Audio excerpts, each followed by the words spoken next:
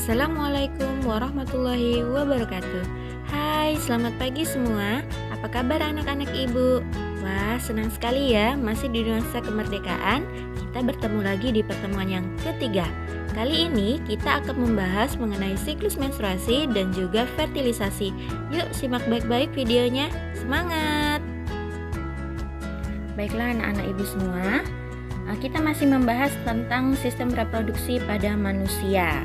Nah, pada awalnya kita sudah membahas mengenai pembelahan sel. Anak-anak ibu masih ingat pembelahan sel itu ada dua, ada pembelahan mitosis dan juga pembelahan meiosis. Kemudian kita juga sudah membahas mengenai sistem reproduksi pada pria dan juga wanita. Anak-anak ibu telah membahas apa saja organel-organel penting yang ada di dalamnya, di mana dari sistem reproduksi pria maupun wanita terbagi atas dua, ada sistem reproduksi bagian luar dan juga bagian dalam. Nah, kali ini kita akan membahas mengenai proses fertilisasi dan juga siklus menstruasi. Jadi, anak-anak ibu harus tetap semangat dan terus belajar ya.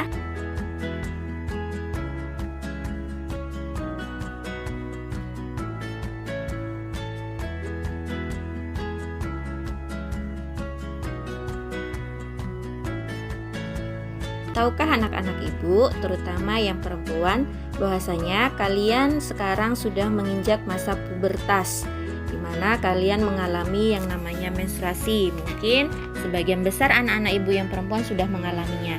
Nah, menstruasi itu sendiri adalah suatu keadaan di mana anak-anak ibu mengalami keluarnya darah, lendir ataupun sel-sel epitel yang menjadi penyusun dinding rahim itu luruh. Nah, peluruhan ini terjadi karena sel telur yang dihasilkan pada organ ovarium pada wanita ini tidak dibuahi oleh sel sperma. Nah, di sini siklus menstruasi itu sendiri terbagi atas 3 fase. Fase pertama ada fase menstruasi, kemudian ada fase proliferasi dan juga fase sekretori. Nah, untuk lebih jelasnya akan ibu bahas ya satu persatu. Fase yang pertama yaitu fase menstruasi. Di sini pada fase ini hormon FSH akan memicu berkembangnya folikel dalam ovarium, di mana FSH adalah hormon yang dihasilkan oleh kelenjar pituitari atau hipofisis. Nah, kelenjar ini terletak di otak bagian depan. Nah, di sini pada fase ini dinding rahim ini akan luluh, di mana yang tadi kita katakan bahwasanya akanlah terjadi menstruasi. Fase yang kedua yaitu fase proliferasi. Di sini pada awal perkembangannya folikel yang tadi akan menghasilkan hormon estrogen dan juga progesteron, di mana hormon estrogen dan progesteron ini akan memicu dinding rahim untuk menebal. Nah, penebalan ini ada tujuannya, yaitu untuk mempersiapkan tempat melekatnya embrio apabila terjadi di mana sel telur dibuahi oleh sel sperma. Di sini juga fungsi lain dari hormon estrogen yaitu untuk memicu kembali kelenjar pituitari untuk menghasilkan hormon FSH dan LH.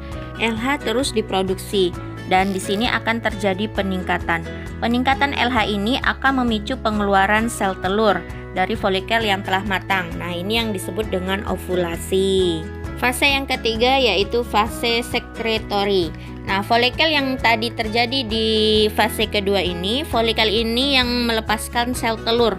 Nah, ini akan menjadi corpus luteum, di mana sel telur yang dilepaskan akan ditangkap oleh fibriae. Kalau anak-anak ibu yang menggambar tugas kemarin, ada gambar yang mirip seperti jari terbuka, tangan terbuka, ini disebut dengan fibriae.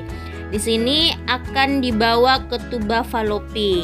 Nah, karena sel telur tadi tidak dibuahi, maka akan dikirimlah sinyal ke corpus luteum untuk tidak memproduksi lagi hormon estrogen dan juga progesteron. Nah, karena tidak diproduksi hormon estrogen dan progesteron, maka jumlah hormon yang ada pada tubuh kita perempuan akan menjadi sangat rendah.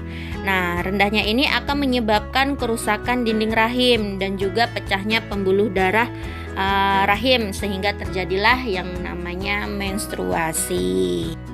Selanjutnya kita membahas mengenai fertilisasi. Nah, tadi kita membahas mengenai menstruasi. Menstruasi itu terjadi ketika sel telur tidak dibuahi oleh sel sperma.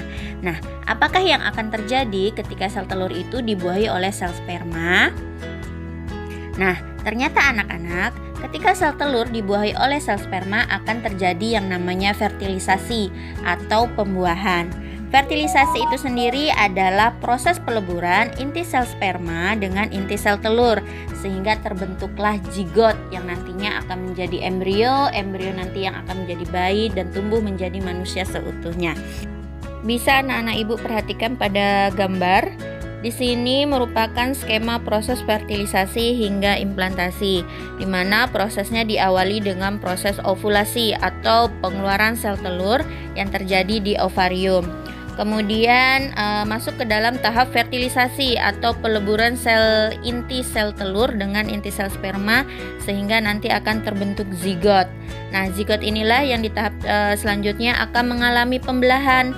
Pembelahannya ini dari satu sel zigot menjadi beberapa, yang awalnya menjadi dua menjadi 4, kemudian dan seterusnya. Nah, pembelahan ini sendiri terjadi di tuba Fallopi. Nah, pembelahan lanjutan dari zigot ini akan terus membelah sehingga terbentuk sekumpulan sel seperti buah anggur yang disebut dengan morula. Morula ini terus mengalami pembelahan sehingga terbentuklah blastosit. Blastosit selanjutnya menempel ke dalam endometerium yang kita sebut dengan implantasi. Alhamdulillah, pembelajaran kita hari ini telah selesai. Nah, untuk tugas hari ini, silakan anak-anak ibu membuat video presentasi sederhana ataupun singkat mengenai kehamilan.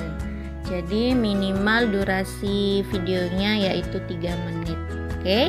Terima kasih. Ibu akhiri wabillahi taufik walhidayah. Wassalamualaikum warahmatullahi wabarakatuh.